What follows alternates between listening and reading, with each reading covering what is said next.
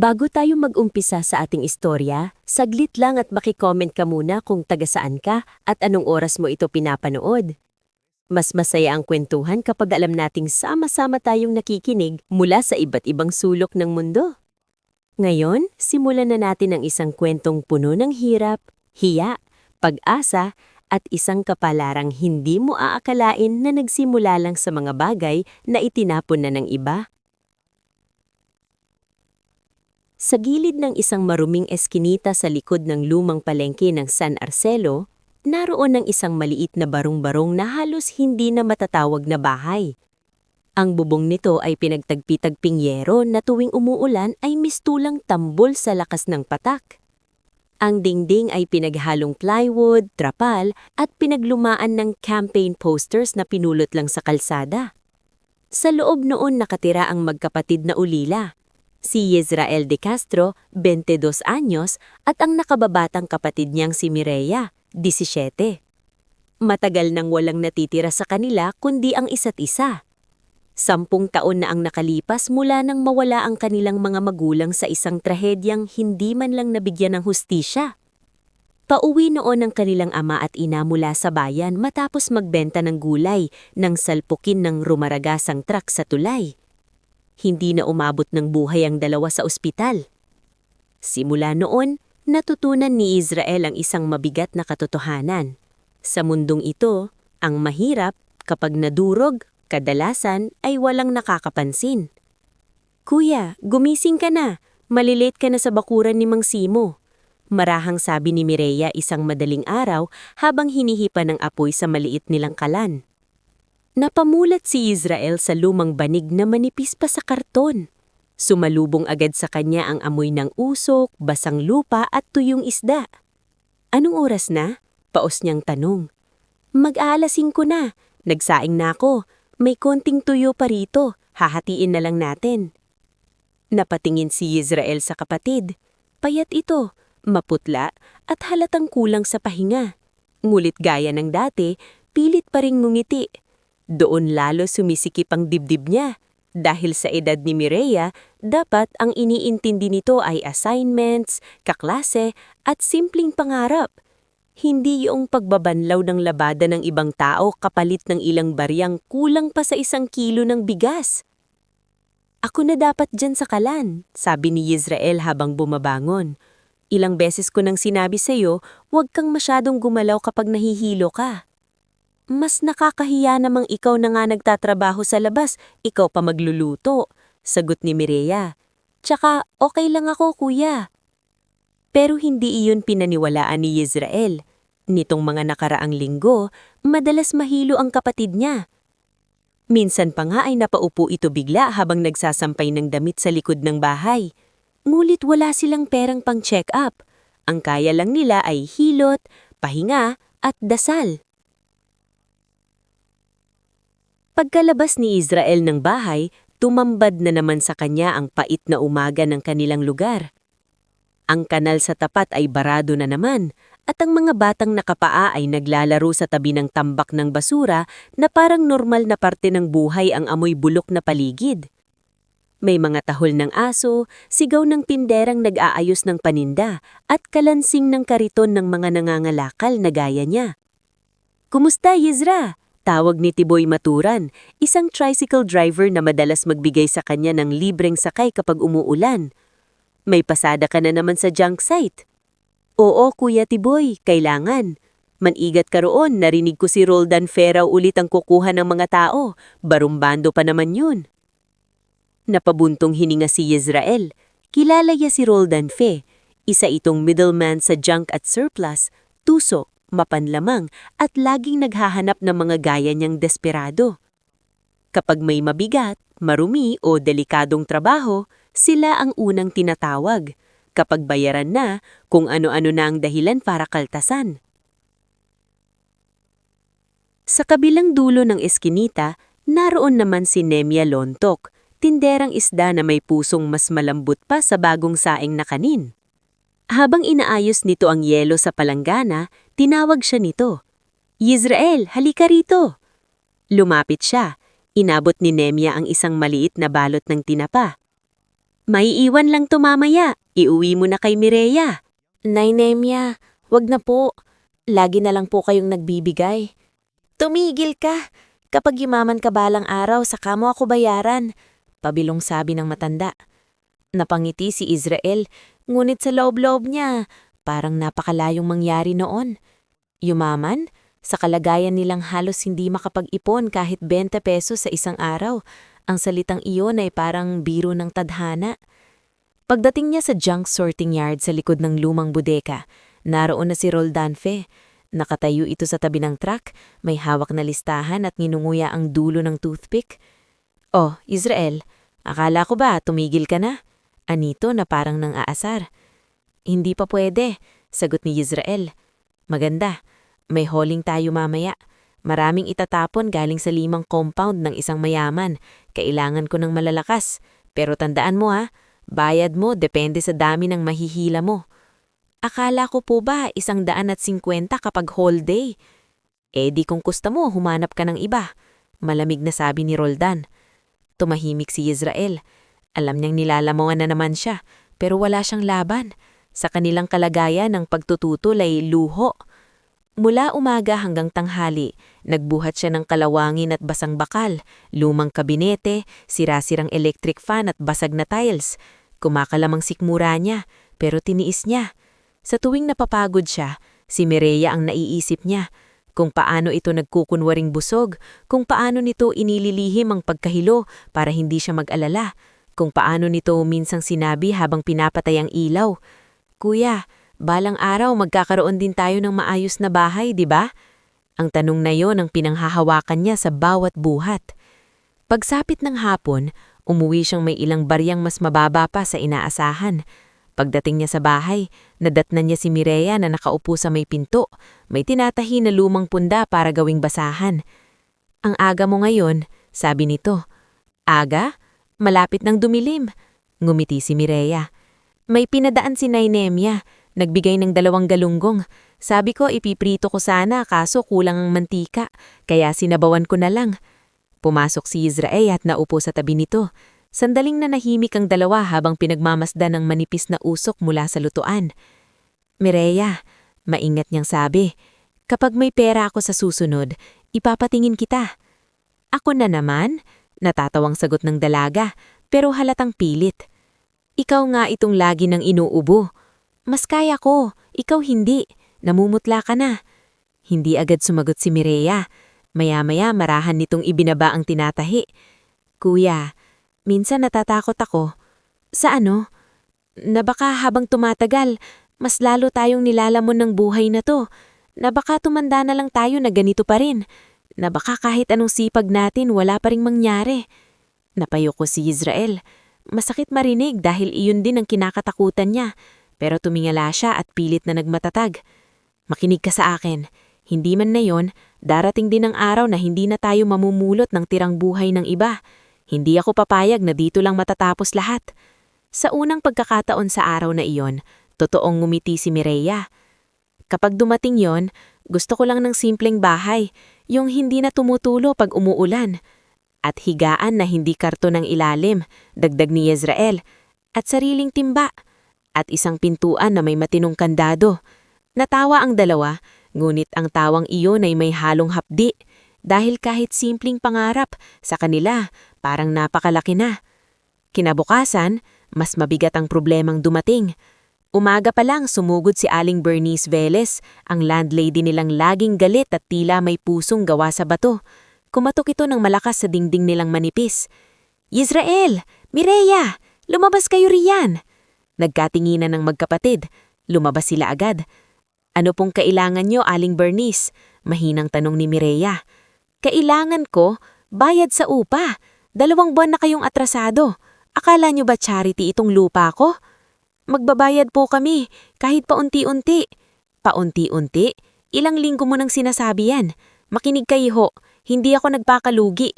Kapag hindi kayo nakabayad sa katapusan ng linggo, ilalabas ko lahat ng gamit nyo." "Aling Bernice, konting palugit pa po," pakiusap ni Mireya. Ngunit hindi ito natinag.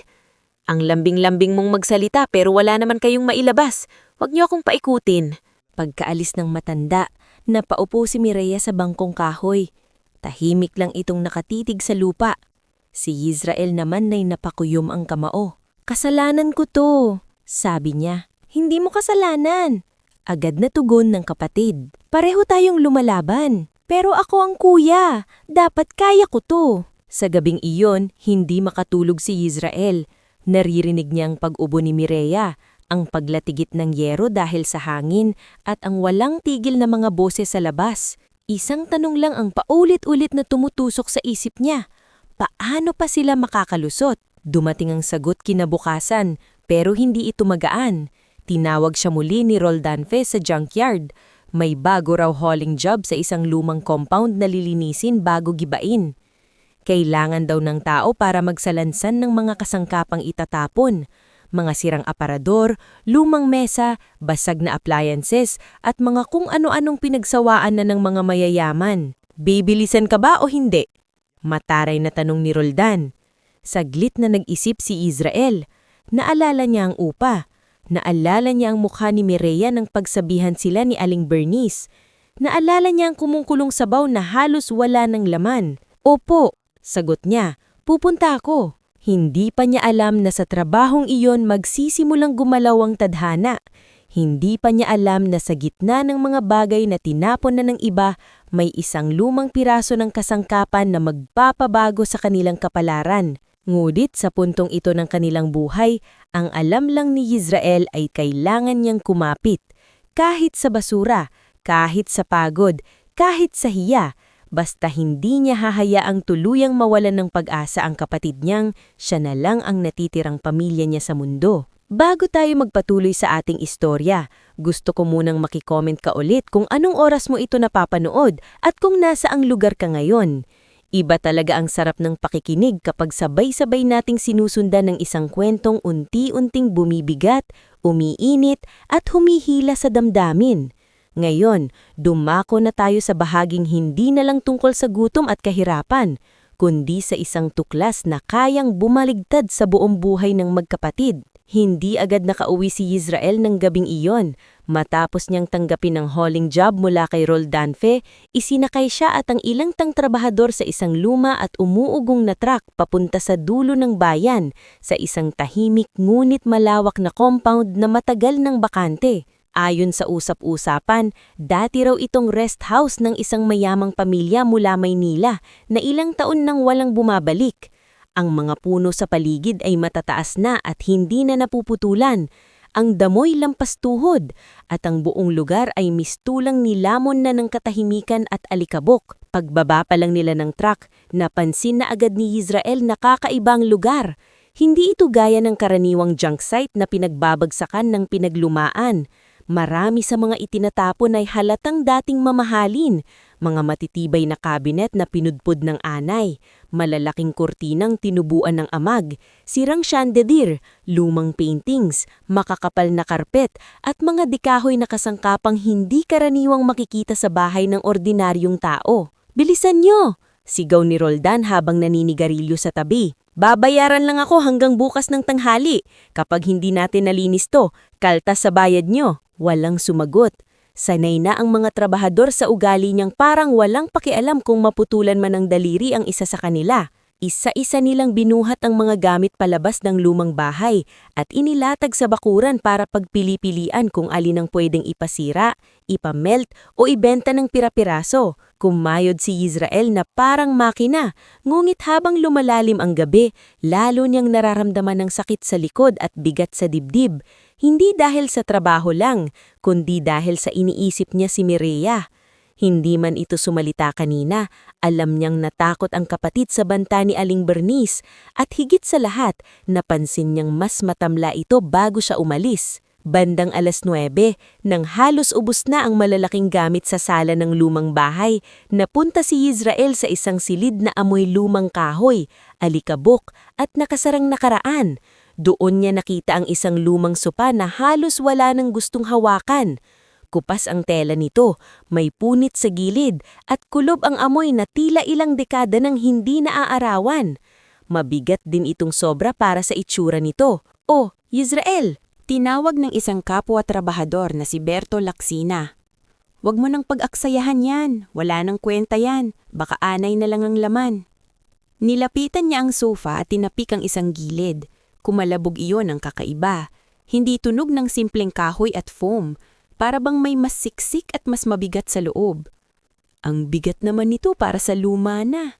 Bulong niya. Baka may kaluluwa. Biro ni Berto. Ngunit bago pa sila makatawa, lumapit si Roldan. Ano yan?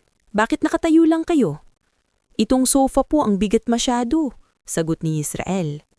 Tinignan ni Roldan iyon, saka ngumisi ng may pangungutya. E di mas maganda, iuwi mo kung gusto mo, baka dun kayo maman. Nagtawanan ng ilang trabahador. Baka gawin niyang trono sa barong-barong nila, sigaw ng isa. Mas bagay pa kayong doon matulog kaysa sa papag, dagdag ng isa pa. Hindi pumatol si Israel. Sa halip, muling hinipo niya ang sofa. Sa kabila ng punit at kupas nitong tela, matibay pa rin ang frame. Kung maayos man lang, pwede pa nga itong ibenta. At kung hindi man, maaaring magamit nila ni Mireya sa bahay para hindi na sa banig matulog ang kapatid niya. Pwede ko pong kunin? Diretsahang tanong niya. Napatingin si Roldan na para bang aliw na aliw sa kahihiyan niya. Kunwari pa, sige, kunin mo. Basta wag mong isama sa timbang ng bayad, problema mo na yan kung paano mo iuuwi. Muling nagtawanan ng mga lalaki, ngunit sa gitna ng pangungutya, lalong tumibay ang loob ni Israel. Kahit pagtawanan pa siya, wala na iyong bago. Ang bago ay ang pakiramdam niyang may kakaiba sa sofa na iyon, isang bagay na hindi niya maipaliwanag. Tinulungan siya ni Berto na isakay ang lumang sofa sa dulo ng truck, ngulit pagbaba sa palengke ay mag-isa na lang niya itong kinaladkad. Maliit ang kinita niya sa araw na iyon at halos wala nang natira matapos kaltasan ni Roldan ng bayad dahil raw sa mabagal na trabaho.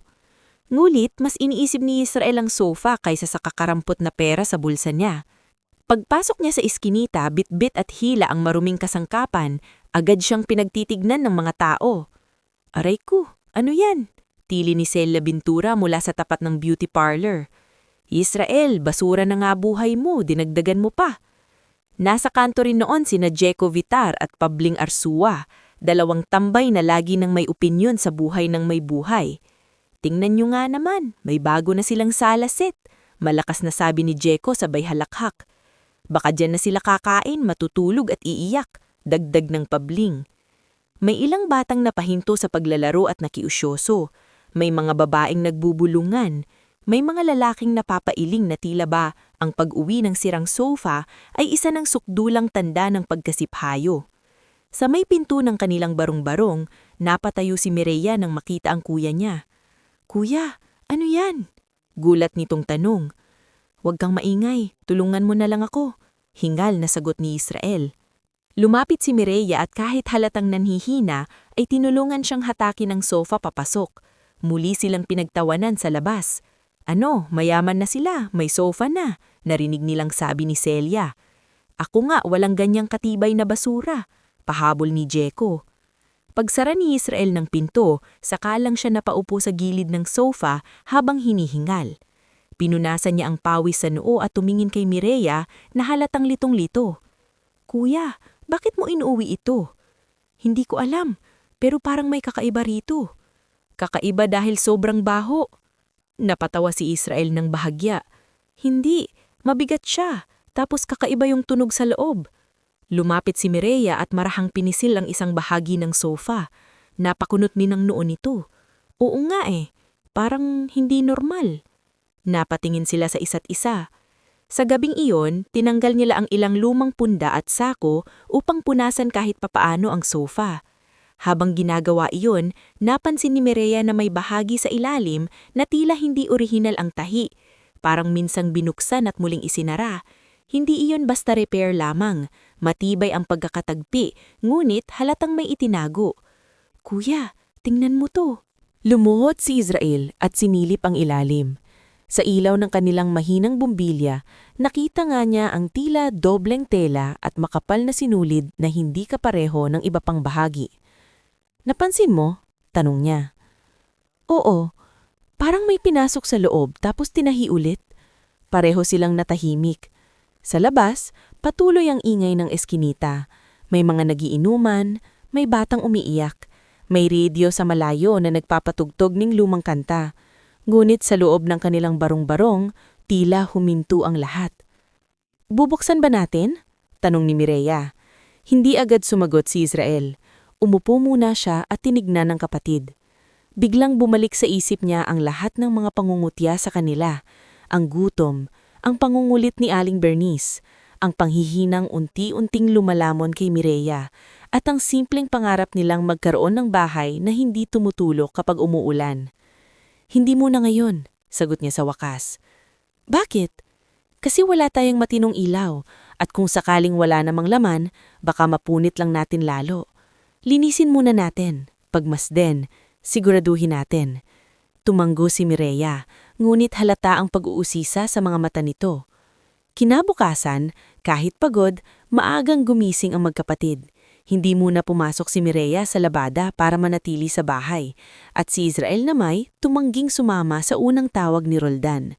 Sa unang pagkakataon sa mahabang panahon, may bagay silang gustong tutukan na hindi lang basta para sa ikabubuhay. Sa tulong ng timba, lumang brush at sabong hiningi pa nila kay Nemya, nilinis nila ang buong sofa. Habang pinapahiran nila iyon, mas lumilinaw ang kakaibang detalyeng napansin nila kagabi. Sa ilalim ng lumang tela ay may isa pang mas makapal na patong. Sa gilid naman ay may piraso ng kahoy na tila pinilit ipasok at muling tinakpan. Kuya, tingnan mo rito, sabi ni Mireya. Sa loob ng isang punit na bahagi ay may maliit na burdang halos nakanggal na sa katagalan. Inusisa iyon ni Israel. 2 titik lamang ang nababasa. V. Ano yan? Tanong ni Mireya. Initials yata. Nanganalanan kaya ng may-ari? Posible. Sa puntong iyon, mas tumindi ang kaba sa dibdib nilang dalawa. Hindi na ito simpleng lumang sofa lang. Parang may bahagi ito ng lumang buhay ng ibang tao at maaaring may lihim ding naiwan sa loob. Maya-maya ay dumating si Aling Bernice, dala ang dati nitong matalim na tingin. Ano yan sa loob nyo? Aba, may bago kayong upuan. Baka naman may pera kayo, inuuna nyo lang luho. Tumayo agad si Israel. Pinulot lang namin, Aling Bernice, baka maayos at maibenta.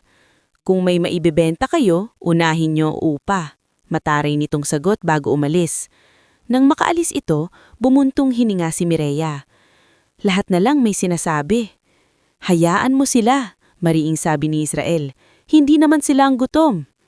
Pagsapit ng gabi, nang humupa na ang ingay sa eskinita at ang ilaw sa labas ay isa-isa nang namamatay, inilapag ni Israel sa tabi niya ang lumang box cutter na hiniram niya kay Lauro Bemben, ang mekanikong kapitbahay nilang maawain.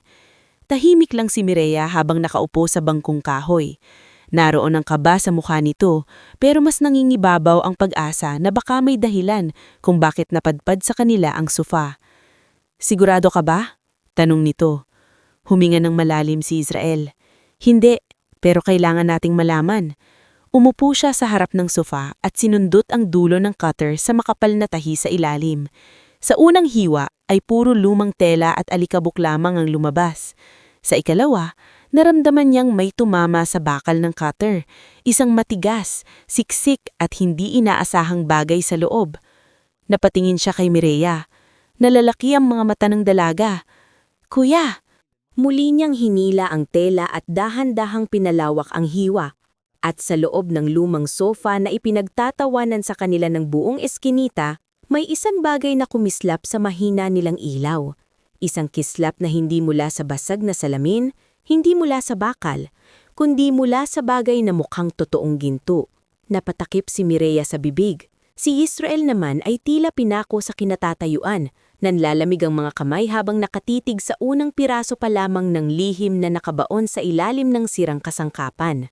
Hindi pa nila alam kung gaano karami ang nasa loob, hindi pa nila alam kung saan ito nanggaling, at lalong hindi pa nila alam na mula sa gabing iyon, ang gutom, takot at kahihiyang ilang taon nilang pinasan ay papasok sa panibagong anyo, mas mapanganib, mas masalimuot, at mas mabigat kaysa anumang naranasan nila noon. Bago tayo magpatuloy sa ating istorya, makicomment ka muna kung anong oras mo ito pinapanood at kung saang lugar ka nakikinig ngayon. Nakakatuwang isipin na habang unti-unting lumalalim ang kwento ng magkapatid, may mga tao ring iba-iba ang pinanggagalingan pero iisa ang sabay-sabay na nararamdaman.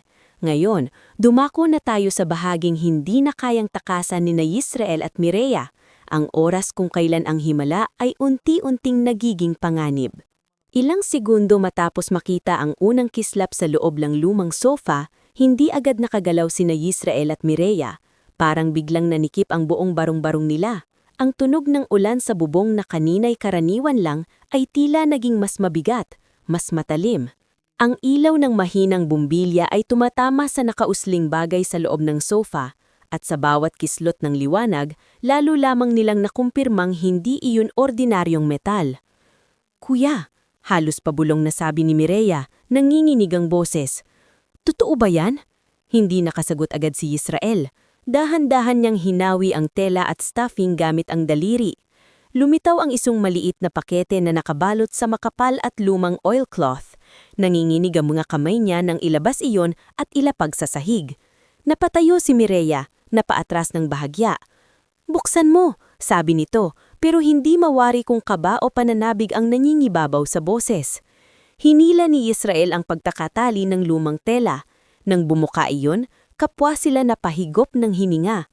Sa loob ay may 3 mabibigat na piraso ng ginto na tila matagal nang itinago, at may 2 maliit na supot na puno ng mga lumang barya at hikaw na hindi pangkaraniwang disenyo. Hindi iyon mukhang mga alahas na mabibili sa simpleng pawn shop. Ang kulay, kinang at bigat pa lamang ay nagsasabing kakaiba na ang nasa harap nila. "Diyos ko!" napabulong si Mireya habang napapatakip sa bibig.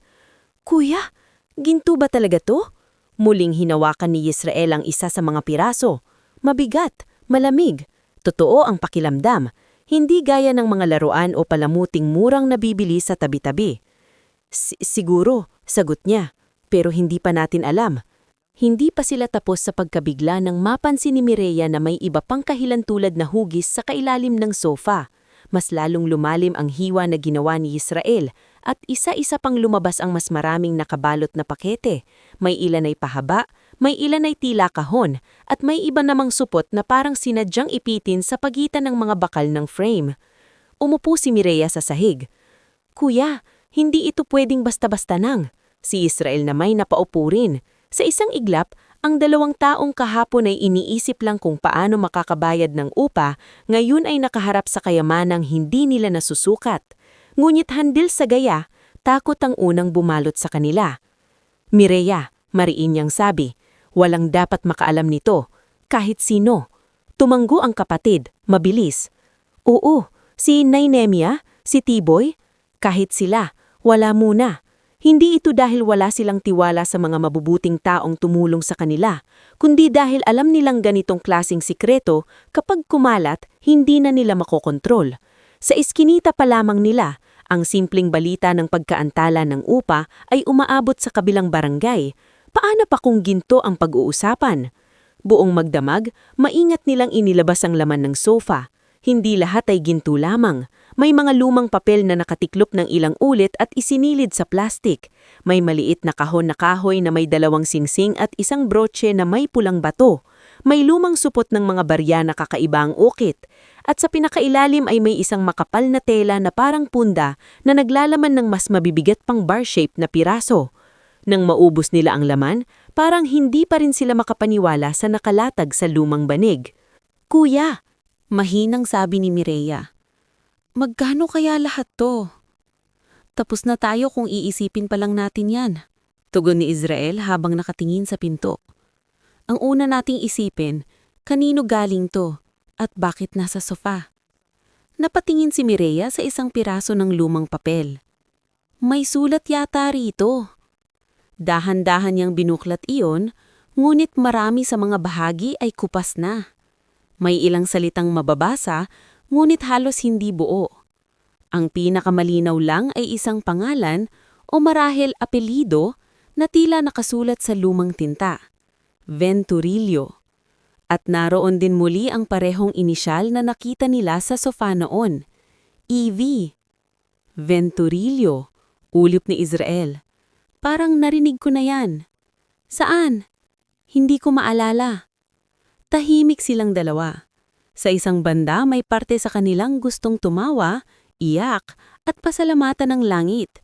Ngunit sa kabilang banda, ramdam nilang hindi simpleng swerte ang lahat ng ito.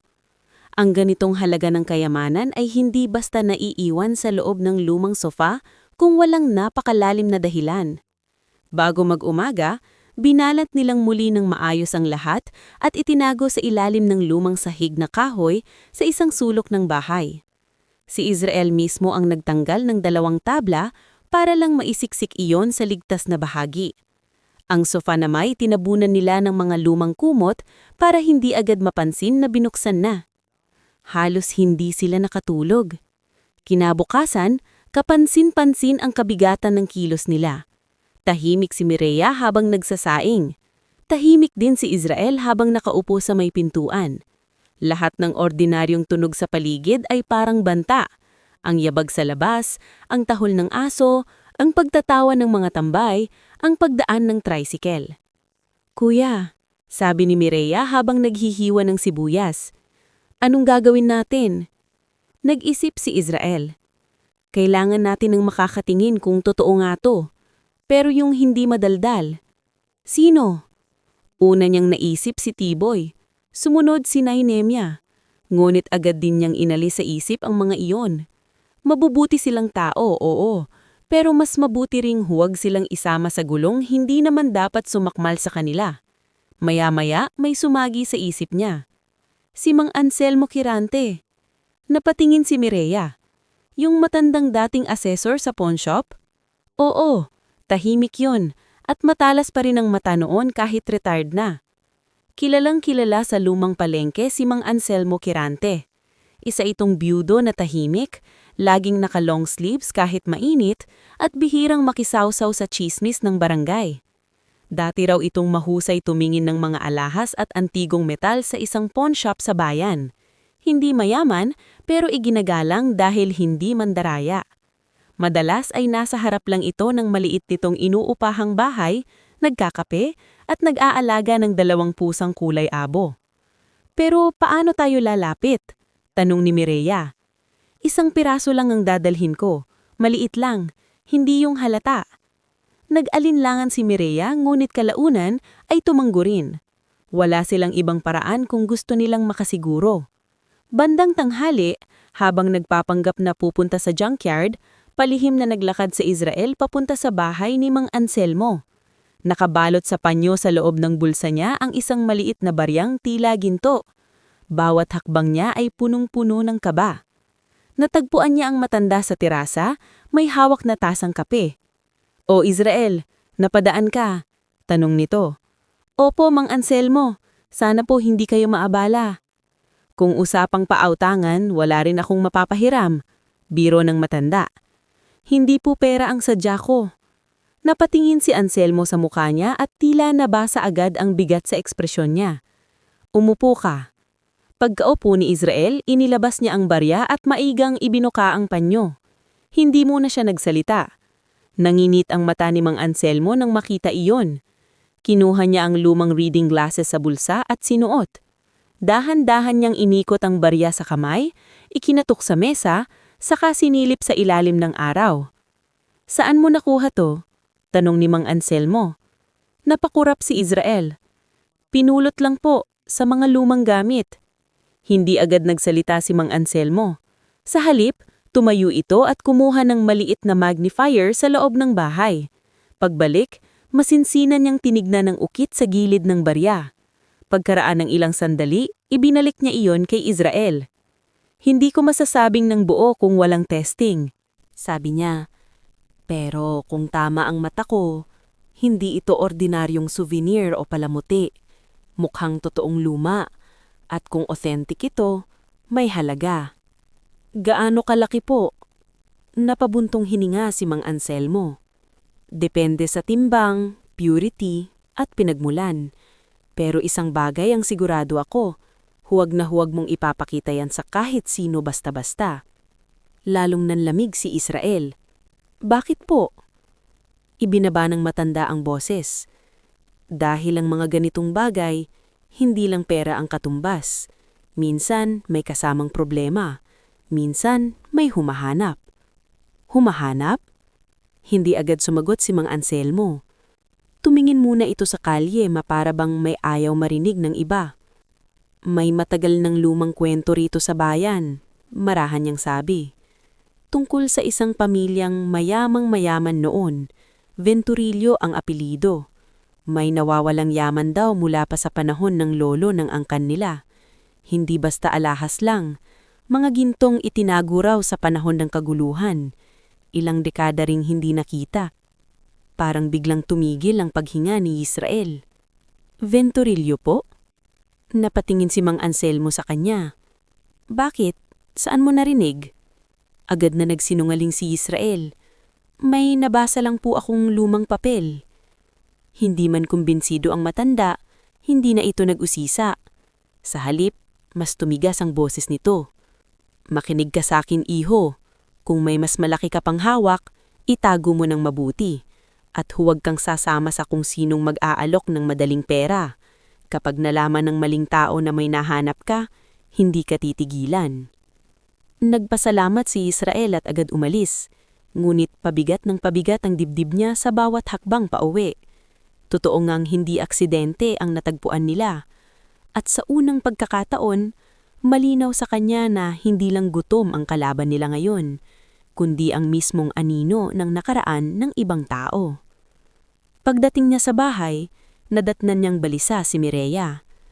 Anong sabi? Agad nitong tanong. Totoo raw, at maaaring malaki ang halaga. Napalunok si Mireya.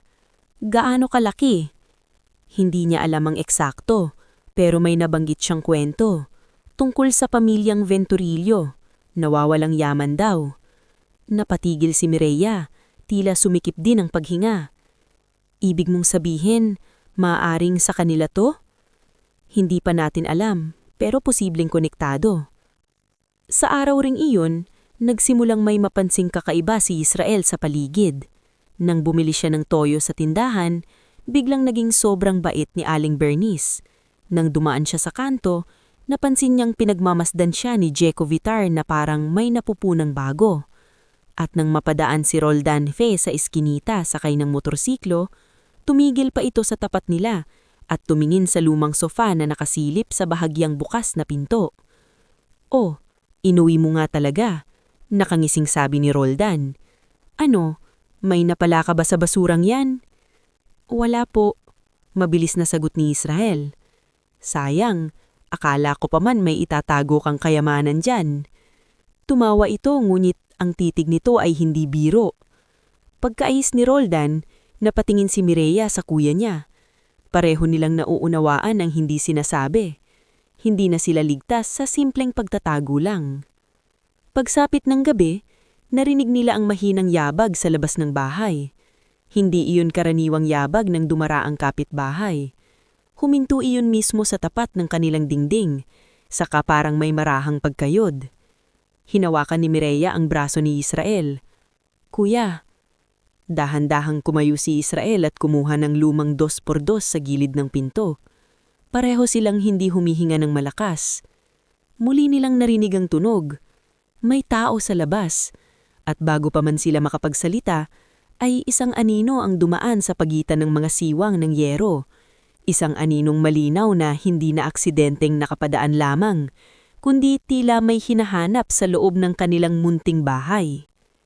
Bago tayo magpatuloy sa ating istorya, makicomment ka muna kung anong oras mo ito napapanood at saang lugar ka nakikinig ngayon. Habang papalapit ng papalapit sa pinakamabibigat na bahagi ang kwento ni na Israel at Mireya, mas ramdam din natin na hindi lahat ng himala ay dumarating na may kasamang ginhawa agad. Minsan, bago mo makuha ang biyayang para sa'yo, dadaan ka muna sa unos na susubok kung karapat-dapat ka nga bang humawak nito. Nakatayo si Israel sa gitna ng kanilang barong-barong, mahigpit ang hawak sa lumang 2x2, habang si Mireya ay halos hindi makahinga sa sobrang kaba. Ang anino sa siwang ng yero ay hindi gumagalaw ng nabilis, kundi paikot-ikot na tila sinusuri ang loob ng bahay. Sa labas, may ilang tunog ng lasing na nag-uusap sa kabilang eskinita. Ngulit dito mismo sa tapat nila, ay parang sadyang hiwalay ang katahimikan. Isang katahimikan na mas nakakatakot kaysa sa sigawan. Kuya, mahinang bulong ni Mireya. Dito ka lang sa likod ko. Sagot ni Israel nang hindi inaalis ang tingin sa pinto. Muling narinig ang marahang pagkayod sa gilid ng dingding. Tila may daliring sumusubok sa luwag ng kahoy, parang naghahanap ng butas na maaaring pasukan. Ramdam na ramdam ni Israel ang tibok ng puso niya, pero pinilit niyang wag magpahalata. Hindi siya pwedeng pangunahan ng takot. Hindi habang nasa likod niya ang taning pamilya niyang natitira. Sino nandyan? Malakas niyang tanong. Tumigil ang tunog.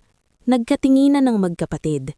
Ilang segundo ang lumipas. Walang sumagot. Biglang may nagmamadaling yabag paalis. Mabilis na binuksan ni Israel ang pinto at lumabas. Madilim ang eskinita at ang taming ilaw ay mula sa poste sa dulo na kumukurap-kurap pa. May nakita siyang lalaking mabilis na papalayo, ngunit hindi niya namukaan dahil sa dilim at sa suot nitong cap. Sumigaw siya. Hoy! Ngunit tumakbo ang lalaki sa kanto at nawala. Pagbalik niya sa loob, namumutla si Mireya. Kilalang kilala ba niyang bahay natin? Tanong nito. Hindi ko alam, sagot ni Israel. Pero hindi siya ordinaryong tambay lang. May hinahanap yun. Hahanapin tayo ng kung sino mang may alam tungkol sa ginto, di ba? Hindi agad sumagot si Israel. Dahil iyon mismo ang ayaw niyang aminin ng diretsahan. Ang totoo, mula nang marinig niya kay Mang Anselmo ang apelidong Venturillo, pakilamdam niya'y hindi na simpleng problema ang kinakaharap nila. Ang natagpuan nilang yaman ay parang sugat ng nakaraan na biglang nabuksan sa kamay nila. Nang gabing iyon, hindi na sila natulog. Inilipat ni Israel ang ilan sa mga nakatagong piraso mula sa ilalim ng sahig papunta sa isang lumang lata ng biskwit na binalot niya pa sa sako at inilagay sa kisame sa likod ng lumang plywood. Ang ilan namang papel at maliliit na alahas ay itinago ni Mireya sa loob ng lumang tahi ng kotsyon nila. Hindi ito perpekto, pero sapat para hindi agad makita kung may maghaluhog man. Kuya, sabi ni Mireya habang inaabot sa kanya ang isang maliit na telang may lamang singsing at brotsa. Hanggang kailan natin itatago ito ng ganito? Hanggang sa alam na natin ang tamang gagawin. Paano kung maunahan tayo? Doon natahimik si Israel. Kinaumagahan, halata agad sa eskinita na may kakaiba. Si Celia Ventura, na dati laging pasigaw kung mang-asar, ngayoy parang mas mapanuri na ang tingin sa kanila. Sina Jeko at Pabling naman ay hindi nagtatawanan. Sa halip, pabulong na lang ang usapan habang pinagmamasdan si Israel. At si Aling Bernice, imbes na sumigaw kung tungkol sa upa, ay biglang may lambing sa boses na halatang pilip. "Oh, Mireya," sabi nito nang mapansin ng dalaga sa labas na nagsasampay. "Kung gusto nyo, pwede ko namang kayong bigyan pa ng palugit. Huwag na kayong kabahan." Napatigil si Mireya. "Talaga po? O naman, mabait naman ako, di ba?" Sagot ni Aling Bernice. Ngulit ang mga mata nito ay lumilihis sa loob ng bahay na parang may gustong silipin. Nang makaalis ito, agad pumasok si Mireya at ibinalita kay Israel ang nangyari. Mas delikado kapag biglang bumait ang taong sanay manglamon, sabi ni Israel. Bandang tanghali, hindi na niya natiis. Muli siyang nagpunta kay Mang Anselmo Kiante, dala naman ngayon ang isa sa mas maliliit na piraso ng gold bar at isang lumang papel na may bahagyang mababasang pangalan. Hindi niya dala lahat. Sapat lang para makakuha pa ng clue. Pagdating niya roon, tila hinihintay niya ang matanda. Nasa tirasa na naman ito. May kape, ngunit mas seryoso ang mukha ngayon. "Bumalik ka. May gusto pa po akong ipatingin." Nang makita ng matanda ang dala niyang piraso, halatang nanigas ang mukha nito. Muli niyang sinuri ang metal, saka ang papel. Tahimik ito ng nakakabaling tahingla. "Mang Anselmo," mahinang sabi ni Israel. Ibinaba ng matanda ang magnifier. "Iho, mas malala ito kaysa sa inaakala ko." Biglang kumabog ang dibdib ni Israel. "Bakit po?" "Ang pirasong ito, hindi lang basta ginto. Lumang casting ito. Posibleng bahagi ng mga asset na itinago noon ng pamilya Venturillo. At itong papel, tinaas ang matanda ang kupas na dokumento. Mukhang bahagi ito ng dating estate inventory. Hindi kumpleto, pero malinaw ang initials at pirma sa ibaba." "Kanino po?" "Esmeralda V." Napatulala si Israel. "Sino po si Esmeralda?" Napabuntong hininga si Mang Anselmo. Esmeralda Venturillo. Matagal na yung kwento. Noong kabataan ko, usap-usapan sa bayan na may isang anak na babae ang pamilyang Venturillo na biglang nawala sa eksena. Hindi raw ito kasundo ng ama niya. May nagsasabing pinalayas, may nagsasabing tumakas, may nagsasabing may itinagong mga ari-arian para hindi mapasakamay ng maling tao sa pamilya. At iyong sofa?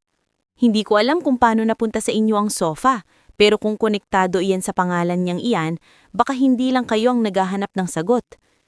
Maya-maya'y yumuko si Mang Anselmo at bumulong. May narinig din ako. May abogado raw na muling umiikot sa lumang usapin ng Venturillo Estate. Pangalan niya ay Silvano Treyes, matalino, madulas, at hindi basta sumusuko kapag may naaamoy na pakinabang. Parang lalong bumigat ang paligid kay Israel. Ano pong dapat naming gawin? Kung ako sa'yo, huwag kang basta lalapit sa mayayaman. Huwag sa pulis na hindi mo kilala. Huwag sa kung sino-sinong aalok ng tulong. Humanap kayo ng mapagkakatiwalaan at huwag niyong pag-awayan ng pera. Napatingin si Israel sa matanda. Hindi po kami mag-aaway ni Mireya. Hindi ngayon, sagot ni Anselmo. Pero tandaan mo, iho, kahit ang mabubuting tao, nasusubok kapag gutom na gutom at biglang pinatikim ng kapangyarihan. Hindi nakasagot si Israel dahil kahit ayaw niya, may maliliit na sandali ring sumagi sa isip niya ang isang mapanganib na tanong. Paano kung kunin na lang nila ang ilan at tahimik na magsimula ng bagong buhay? Paano kung hindi na nila alamin kung kanino iyon? Paano kung unahin na lang niyang iligtas si Mireya, bayaran ng lahat at kalimutan ng iba?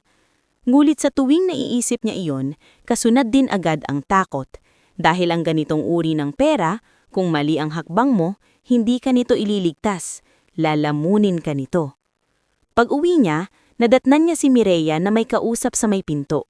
Si Sister Selenia, ang payat ngunit matatag na madre sa maliit na kapilya malapit sa palengke.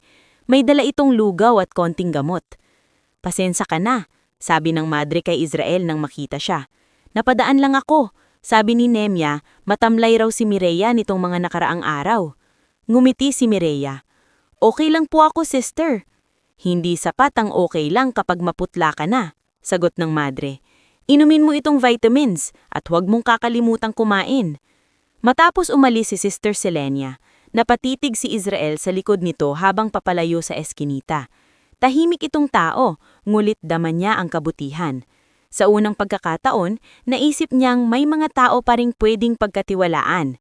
Hindi sa lihim ng ginto agad, pero sa bigat ng pagdedesisyon. Sa hapon ding iyon, dumating si Roldan Fe sakay ng motorsiklo. Hindi na ito tumigil sa kanto gaya ng dati. Direkta itong pumunta sa tapat ng bahay nila. Agad lumabas si Israel. Oh, hindi ka sumipot kanina. May inasikaso lang po. Ganun ba? Bumaba si Roldan sa motorsiklo at nilibot ng tingin ang sopa sa loob ng bahay. Mukhang sinuswerte ka yata pagkatapos mong iuwi iyang basura. Wala pong swerte sa basurahan. Ngumiti si Roldan, ngunit hindi iyon umabot sa mata nito. Talaga? Nakakatuwa lang kasi, narinig ko sa mga tao, parang may kakaiba raw sa sopa na nakuha mo doon sa compound. Nanlamig ang batok ni Israel, pero pinilit niyang manatiling tuwid ang mukha. Chismis lang po. Mas mabuti. Lumapit pa si Roldan ng kaunti. Kasi, tandaan mo, lahat ng lumabas sa site na yon, technically, hawak ko ang trabaho roon. Kapag may napulot kang may halaga at hindi mo idineklara, baka mapasama ka pa. Tahimik lang si Israel. Maya-maya'y tumalikod si Roldan, pero bago sumakay muli, huminto ito at nagsabi ng mababa ang boses. Mag-ingat ka sa mga bagay na hindi naman talaga para sa'yo. Pag-alis nito, agad na napaupo si Mireya sa silyang kahoy, halatang nanginginig. Kuya, alam niya. Hindi pa sigurado. Pero naghihinala na siya. Hindi lang siya, sagot ni Israel. Mukhang mas marami nang nakakahalata. Lumalim ang dilim ng gabing iyon at kasabay noon ang pagbigat ng desisyon pagitan nilang magkapatid. Habang kumakain sila ng lugaw na bigay ni Sister Selenia, nagsalita si Mireya. Kuya, gusto kong sabihin ng totoo. Napatingin siya sa kapatid. Kanino? Sa tamang tao. Hindi para isuko agad. kundi para hindi tayo tuluyang mabaon dito. Hindi ko kaya ang ganitong takot araw-araw. Napayuko si Israel. Ako rin, pero paano kung sa maling tao tayo mapunta? Kaya nga kailangan nating pumili ng mabuti. Nagtagal ang katahimikan. Sa wakas, nagsalita si Israel. May sinabi si Mang Anselmo tungkol sa isang abogado, Silvano Treyes, at tungkol sa pamilyang Venturillo. Nakapikit si Mireya sa kutsara. Abogado? Delikado yan. Oo, at may kutob akong hindi siya lalapit para tumulong. Kung ganon, huwag natin siyang unahan. Maghanap tayo ng iba. Naalala ni Israel si Sister Selenia. Naalala niya si Mang Anselmo. Naalala rin niya ang barangay secretary na si Mav Gonzaga, na bagamat istrikto, ay kilalang hindi bumabali ng dokumento. At sa likod ng isip niya, naroon din ang isang pangalan na minsang binanggit ni Tiboy, si Corporal Delfin Rosauro. Isang pulis na hindi raw tumatanggap ng lagay. Ngunit pulis pa rin yon, at sa kalagayan nila, bawat hakbang ay kailangang pag-isipan. Bago sila matulog, kinuha ni Mireya ang lumang papel na may kupas na pangalan. Maingat niya itong pinahiran at muling tunghayan sa ilaw. "Kuya," sabi niya, "tingnan mo ito." Lumapit si Israel. Sa ibabang sulok ng papel, bukod sa pangalang Esmeralda V, may isa pang detalye na halos hindi nila napansin noon. Isang address, bagamat punit na akalahati. Ngunit ang natitirang salita ay sapat na para kilabutan sila. Venturillo House, San Jeron. Hindi nila alam kung San Jeronimo ba iyon, San Jeron, o ibang lugar. Ngunit malinaw na isa itong bakas. Isang direksyong maaaring maglapit sa kanila sa pinagmula ng kayamanang nasa kamay nila. Ngunit kasabay ng paglitaw ng bagong pahiwatig ay ang isang mas mabigat pang pangamba. Dahil habang hawak nila ang papel, may biglang tumigil na sasakyan sa may dulo ng iskinita. Hindi yon tricycle, hindi rin kariton o motorsiklo. Mabigat ang tunog ng makina at kakaiba sa lugar nila. Dahan-dahang lumapit si Israel sa siwang ng pinto at sumilip. Sa ilalim ng maputlang ilaw ng poste, may isang itim na kotse na nakahinto sa dulo. Pagbukas ng pinto, bumaba ang isang lalaking nakabarong sa ilalim ng itim na coat. May hawak na slim na folder sa ilalim ng braso. Hindi siya taga-iskinita. Hindi siya mukhang basta naligaw. Tumingin ito diretso sa direksyon ng bahay ni Israel at Mireya. At kahit malayo pa, ramdam na agad ni Israel na ang lalaking iyon ay hindi naparito upang makiusisa lang. Naparito siya dahil may alam na siya. Bago tayo magpatuloy sa ating istorya, maki-comment ka muna kung anong oras mo ito napapanood at kung saang lugar ka nakikinig ngayon. Ito na ang pinakahuling bahagi ng kwento ni Israel at Mireya. Ang bahaging magpapasya kung ang himalang dumating sa kanila ay magiging sumpa ba o tuluyang magiging daan para mabigyan sila ng buhay na matagal nang ipinagkait sa kanila. Ngayon, alamin na natin ang wakas ng lihim na nagsimula sa loob ng isang lumang sofa na itinuring lamang na basura ng lahat. Nakatayo si Israel sa likod ng bahagyang nakabukas na pinto, habang si Mireya ay nasa gilid niya. Hawak pa rin ng kupas na papel na may nakasulat na Venturillo House, San Jeron. Hindi nila alam kung San Jeronimo ba iyon, San Jeron o ibang lugar. Ngunit malinaw na isa itong bakas. Isang direksyong maaring maglapit sa kanila sa pinagmulan ng kayamanang nasa kamay nila. Ngunit kasabay ng paglitaw ng bagong pahiwatig ay ang isang mas mabigat pang pangamba. Dahil habang hawak nila ang papel, may biglang tumigil na sasakyan sa may dulo ng iskinita. Hindi iyon tricycle, hindi rin kariton o motorsiklo. Mabigat ang tunog ng makina at kakaiba sa lugar nila. Dahan-dahang luwapit si Israel sa siwang ng pinto at sumilip. Sa ilalim ng maputlang ilaw ng poste, may isang itim na kotse na nakahinto sa dulo. Pagbukas ng pinto, bumaba ang isang lalaking nakabarong sa ilalim ng itim na coat. May hawak na slim na folder sa ilalim ng braso. Hindi siya taga-iskinita. Hindi siya mukhang basta naligaw. Tumingin nito diretso sa direksyon ng bahay ni Israel at Mireya. At kahit malayo pa, ramdam na agad ni Israel na ang lalaking iyon ay hindi naparito upang makiusisa lang. Naparito siya dahil may alam na siya. Nakatayo si Israel sa likod ng bahagyang nakabukas na pinto, habang si Mireya ay nasa gilid niya. Hawak pa rin ang kupas na papel na may nakasulat na Venturillo House, San Jeron. Pareho silang hindi halos humihinga habang pinagmaramasdan ang lalaking kabababalang mula sa itim na kotse sa dulo ng iskinita. Malamig ang tindig nito, maayos ang damit, hindi mukhang pulis, ngulit hindi rin mukhang ordinaryong bisita. May dala itong manipis na folder, at ang paraan ng pagtanaw nito sa paligid ay parang sanay sa paghahanap ng mga bagay na ayaw makita ng iba. "Kuya," sabi ni Mireya, "siya na kaya yung abogado?" "Hindi ko alam, pero huwag kang magsasalita hanggat hindi natin alam ang pakay niya." Dahang-dahang lumakad ang lalaki papasok sa iskinita. Dahil kakaiba ang dating nito, nagsimulang dumungaw ang ilang kapitbahay. Si Celia Bintura, na dati pinakamalakas mang-asar, na yun ay tahimik lang habang sumisilip sa beauty parlor. Sina Jeko at Pabling naman ay biglang tumayo sa kanto na tila naaamoy ang posibilidad ng chismis o gulo. Kahit si Aling Bernice ay lumabas ng inuupahang bahay. Kunwari nagwawalis, ngunit halatang nakikinig.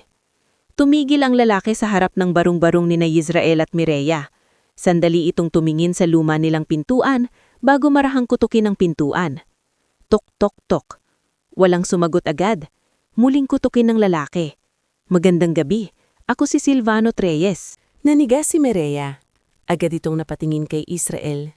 Ang pangalan pa lang ay sapat na para dumaan ang malamig na takot sa likod nila. "May nais akong pag-usapan kay Ginoong Israel de Castro." Dagdag ng lalaki. "Naniniwala akong pareho tayong may interes sa isang bagay na nakuha mula sa isang lumang ari-arian." Tahimik pa ring nakatayo si Israel. Hindi niya agad binuksan ang pinto. Sa halip, nagsalita siya mula sa loob. "Ano pong kailangan ninyo?" Hindi nagbago ang tono ni Silvano. "Mas maiging pribado nating pag-usapan. Ngunit kung gusto mong sa labas, maari rin. Ayaw kong magmukhang may tinatago tayo." Sa puntong iyon, alam ni Israel na kapag lalo pa niyang pinatagal, mas lalo lamang magsisiksikan ng mga tainga sa paligid. Kaya binuksan niya ang pinto ng sapat lang para makita ang lalaki, ngunit hindi ang loob ng bahay.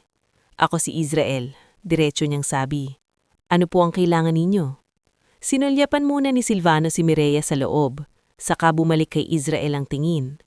Makinis ang mukha ng abogado, ngunit may kakaibang lamig sa mga mata nito.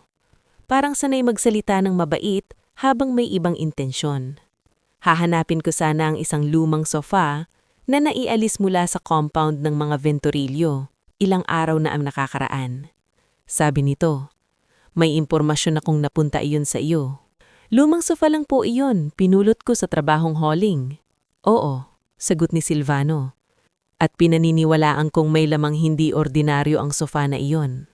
Lalong sumikip ang pagkakahawak ni Israel sa gilid ng pinto, ngulit hindi siya nagpahalata. "Wala po akong alam." Ngumiti si Silvano, ngulit hindi iyon mukhang totoong ngiti. "Hindi ako naparito para makipagtalo. Nandito ako para mag-alok ng maayos na paraan.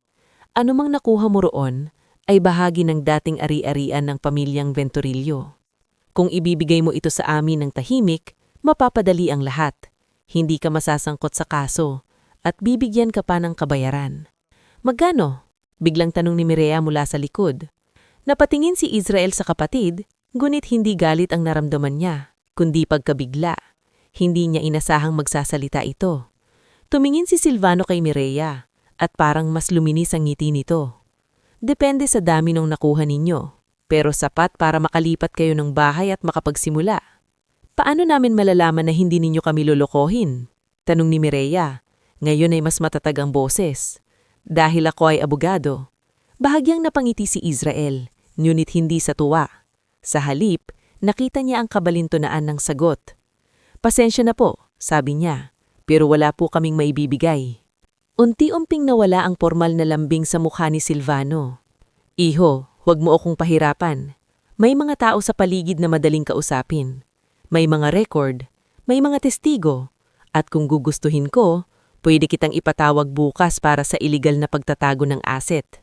"Kung asset nga iyon ng pamilyang Venturillo," sugot ni Israel, "bakit nasa sofa at bakit itinapon?" Sandaling natahimik ang abogado. Parang hindi niya inasahang sasagutin siya ng ganoon. Mula sa likuran, mahinang nagsalita si Mireya. "At kung totoo pong sa pamilya ninyo iyon, bakit parang hindi ninyo gustong dumaan sa tamang proseso?" Mas tumalim ang mga mata ni Silvano. Ilang segundo siyang natahimik bago ibuka ang folder na dala niya. Kinuha niya ang isang calling card at iniabot kay Israel. Narito ang opisina ko. Bibigyan ko kayo ng isang araw para mag-isip. Kapag hindi kayo nakipag-ugnayan, hindi na tayo sa maayos na paraan mag-uusap. Pagkatapos niyon ay tumalikod na siya at naglakad pabalik sa kotse. Habang umaandar palayo ang sasakyan, nanatiling tahimik ang eskinita. Pagkapasok ni na Israel at Mireya sa loob, doon lang nagsimulang magbulbula ng mga kapitbahay. "Kuya, hindi na tayo pwedeng magtagal dito," mabilis na sabi ni Mireya. "Nakahanap na sila ng daan papunta sa atin." Tumanggo si Israel. "Oo, at hindi na tayo pwedeng magpaloko." Nang gabing iyon, agad silang tumungo kay Sister Selenia. Sa maliit na kapilyang halos wala ng tao sa ganoong oras, pinatuloy sila ng madre sa likod na silid. Nang marinig nito ang lahat, ang sofa, ang ginto, ang pangalang Esmeralda Venturillo, at ang pagpunta ni Silvano Treyes, hindi ito nagulat ng sobra, ngunit halatang nabigatan. Ang unang kailangan ninyong gawin, Mahinahon nitong sabi, ay humanap ng legal na proteksyon na hindi konektado sa abogado ng pamilya. Hindi ninyo ito kayang harapin ng kayong dalawa lang. Pero sino po ang lalapitan namin? Tanong ni Mireya. Si Corporal Delfin Rosauro, sagot ni Sister Selenia. Hindi siya perpekto pero kilala ko ang yumaong ina niya. Hindi iyon magpapabaya sa inosente. At kailangan din ninyong kausapin si Mav Gonzaga sa barangay para may opisyal na record bago pa kayo baliktarin. Kinabukasan, sa tulong ni Sister Selenia at ni Mang Anselmo, dinala ni na Israel at Mireya ang ilan lamang sa mga piraso at ang mga lumang papel sa ligtas na pagpupulong kasama sina Corporal Delfin Rosauro at Mav Gonzaga. Hindi nila dinala lahat, sapat lang para mapatunayan ang sinasabi nila at humingi ng legal na pagproprotekta. Tahimik na tao si Delfin, moreno, matipuno at hindi palabiro. Sinuri niya ang mga dokumento at nakinig ng mabuti sa salaysay ng magkapatid. Si Mav Gonzaga na may masusi at istrikta, ngulit malinaw na hindi kampi sa mayaman o mahirap, kampi siya sa dokumento. Kung ganito ang sitwasyon, sabi ni Mav, ang pinakamahalaga ay maitala na kayo ang nakadiskubre at hindi nagnakaw. May timeline, may witness, at may evidence. At huwag ninyong basta ibibigay kanino man ang buong laman, dagdag ni Delfin. Kapag may nagbanta, ako ang haharap. Sa unang pagkakataon mula nang buksan nila ang sofa, nakahinga ng kaunti sina Israel at Mireya. Hindi pa tapos ang problema, pero hindi na sila lubusang nag-iisa. Mula roon ay dahan-dahang nabuksan ang buong katotohanan.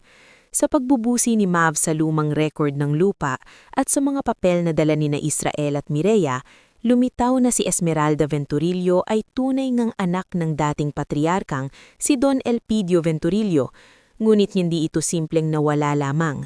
Ayon sa lumang testimonya ng dating kasambahay na si Tasing Opeña na natagpuan at kinapanayam ni Delfin, si Esmeralda ang nagpilit ilayo ang ilang yaman ng pamilya nang matuklasan niyang ang sariling kapatid niyang si Ramiel Venturillo at ang amang si Don Elpidio ay sangkot noon sa iligal na paglipat at pagtatago ng assets para takasan ng buwis at iba pang kaso.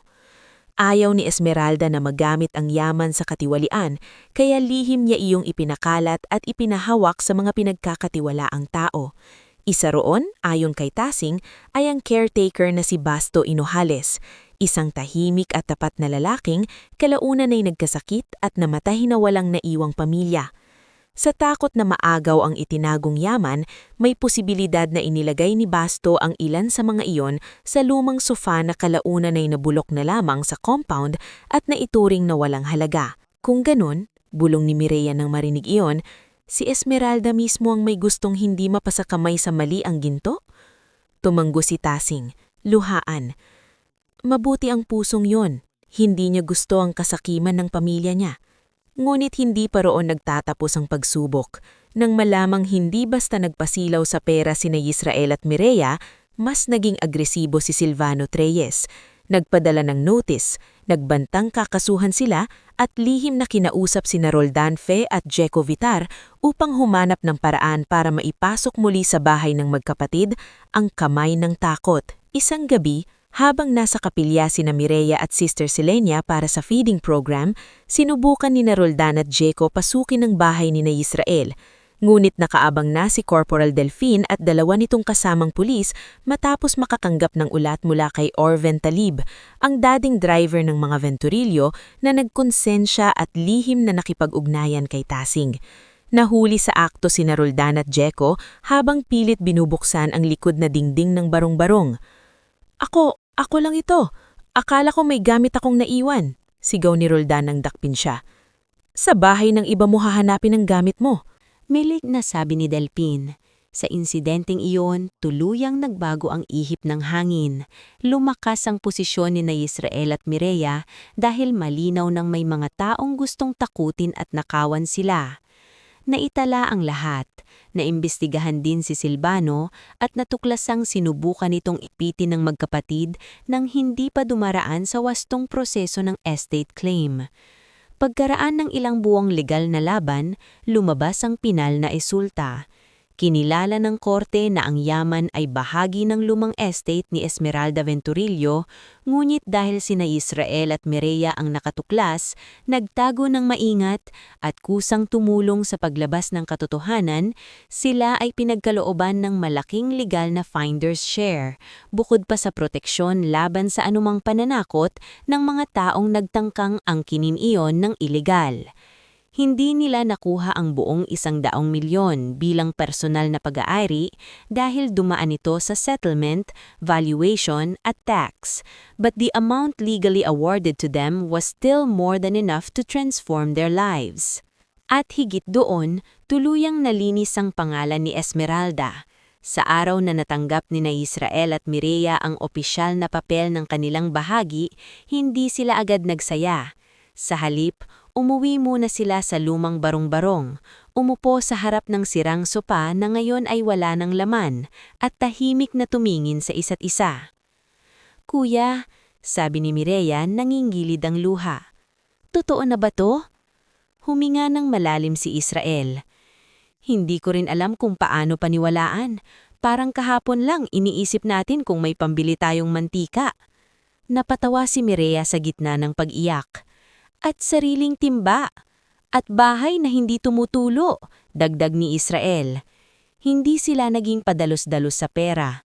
Iyon ang una nilang ipinangako. Sa payo ni Mav Gonzaga at sa tulong ng accountant na si Salve Damaris, isang biyudang maingat at matalino sa pera, bumili muna sila ng maliit, ngunit maayos na bahay sa gilid ng bayan. Hindi mansyon, hindi magarbong lugar, kundi isang bahay na may totoong bubong, malinis na kusina at pintuang may maayos na kandado. Ang unang gabi nila roon, halos hindi makatulog si Mireya dahil naninibago siya sa katahimikan at sa kisaming hindi tumutulo. Si Israel naman hindi nagwaldas. Sa halip, binili niya ang isang lumang recycling yard at inayos ito para gawing disenteng negosyo. Ginawa niya iyong may tamang pasahod, may gloves at gamit ang mga trabahador, at may malinaw na timbangan para hindi na maulit sa iba ang panlalamang na naranasan niya kay Roldan Fe. "Ayokong may batang lalaking katulad ko na sisikmurain ng gutom takos lolokohin pa sa sahod," sabi niya minsan kausap si Salve. Unti-unti ring gumanda ang kalisugan ni Mireya. Sa tulong ni Dr. Torre Vismonte, isang batang doktor na dating volunteer sa charity clinic, natutukan ang anemia niya at tuluyang bumalik ang sigla. Nakapagpatuloy siya sa pag-aaral at hindi nagtagal ay nakapag-enroll muli para tapusin ang pangarap niyang maging guro. Ngunit ang pinakamalaking desisyon nilang magkapatid ay hindi tungkol sa bahay o negosyo. Nang maalala nila ang kwento ni Esmeralda Venturillo, ang babaeng nagtangkang ilayo ang yaman sa kasakiman ng sariling pamilya, napagpasyahan nilang hindi matatapos sa personal na ginhawa ang lahat. Kaya sa isang bahagi ng kanilang legal na nakuha, nagtayo sila ng maliit na community center at feeding program para sa mga batang palaboy at out-of-school youth sa dating lugar nila. Pinangalanan nila itong Esmeralda Home and Skills Center. Nang araw ng pagbubukas nito, naroon sina Sister Selenia, Mang Anselmo, Mav Gonzaga, Corporal Delpin, Nay Nemia, Tiboy, Dr. Torre, Salve at maging si Tasing Opeña na umiiyak habang tinitignan ng karatula. Sa wakas, nagamit din sa tama ang ipinaglaban ni Ma'am Esmeralda. Maging si Aling Belmis ay dumalo, ngunit hindi na mayabang ang tindig. Lumapit ito kay Mireya at halatang hirap magsalita. "Patawarin mo na ako sa mga nasabi ko noon," sabi nito. Gumiti si Mireya. "Tapos na po yun, Aling Bernice." Si Celia Ventura namay halos walang masabi kundi paulit-ulit na, "Hindi ko akalaing ganyang pala ang mangyayari." Sina Jeco at Pabling ay hindi na nagpakita. Si Roldan Fe ay naharap sa kasong attempted theft at coercion at tuluyang nawala ang yabang ng mapatunayan ang kalokohan niya. Samantala, si Silvano Treyes ay nasuspende sa ilang legal transactions matapos lumabas ang mga pagtatangka niyang pilitin at takutin ng magkapatid nang wala sa ayos. Lumipas ang ilang taon. Isang umaga, nakatayo si Israel sa harap ng bagong gusali ng Skills Center habang pinagmamasdan ng mga batang kumakain sa mahabang mesa. Ang ilan ay dating kagaya nilang walang kasiguruhan sa hapunan. Ang ilan naman ay iniwan ng pamilya. Ngunit ngayon, may lugar silang malinis, may pagkain, at may mga taong handang magturo. Lumapit si Mireya sa tabi niya. Suot na ang simpleng uniforme ng isang guro. Hindi na ito ang payat at maputlang dalagitang natatakot sa susunod na araw. May ningning na ang mga mata nito, may sigla ang hakbang at may kapayapaan ng ngiti. "Ang tahimik mo," sabi nito. "Tinitingnan ko lang sila," sagot ni Israel. "Minsan, hindi pa rin ako makapaniwala. Na lahat nagsimula sa isang sofa?" "Hindi," sagot niya saka tumingin sa kapatid. "Nagsimula lahat sa'yo, sa hindi mo pagsuko, sa pagpapaalala mo sa akin na hindi pwedeng pera lang ang tingin natin dito."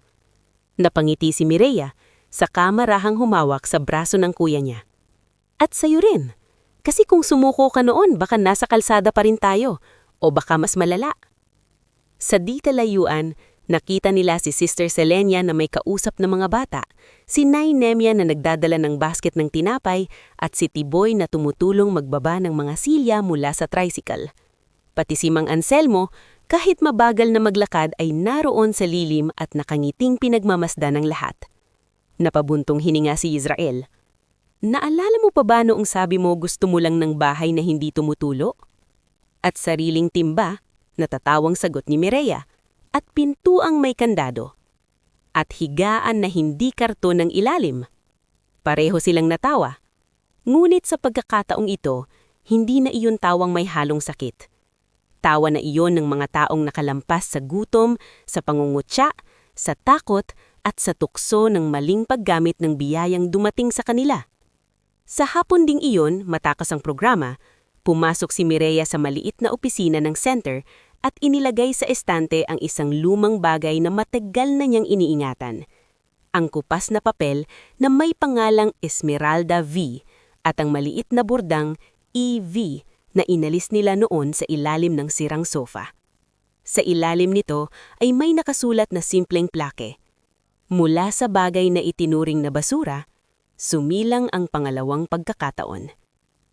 Paglabas niya ng opisina, nadatnan niya si Israel na nakatingala sa langit na kulay kahel na ng dapit hapon.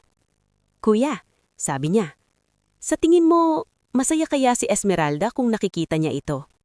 Tumanggo si Israel nang hindi inaalis ang tingin sa kalangitan. "Oo, kasi sa wakas, napunta rin sa tamang kamay ang itinago niya." At habang unti-unting nilalamon ng gabi ang dating lugar ng kanilang luha, gutom at hiya, alam ni na Israel at Mireya na ang totoong halaga ng gintong natagpuan nila ay hindi nasusukat sa milyon. Hindi ito ang bahay, hindi ang negosyo, at hindi ang katahimikan ng buhay na meron na sila ngayon. Ang pinakamahalaga sa lahat ay ito. Mula sa pinakamuruming sulok ng kanilang kahirapan, nagawa nilang pumili ng tama kaysa madali, katotohanan kaysa kasakiman, at awa kaysa paghihingati. At kaya sa dulo ng lahat, ang lumang sofa na ipinagtawanan ng buong eskinita ay hindi lang naging sisidlan ng kayamanan. Ito ang naging pintuan patungo sa isang buhay na muli nilang itinayo, hindi lamang para sa kanilang dalawa, kundi para rin sa marami pang ibang minsang itinuring na walan ng halaga sa mata ng mundo.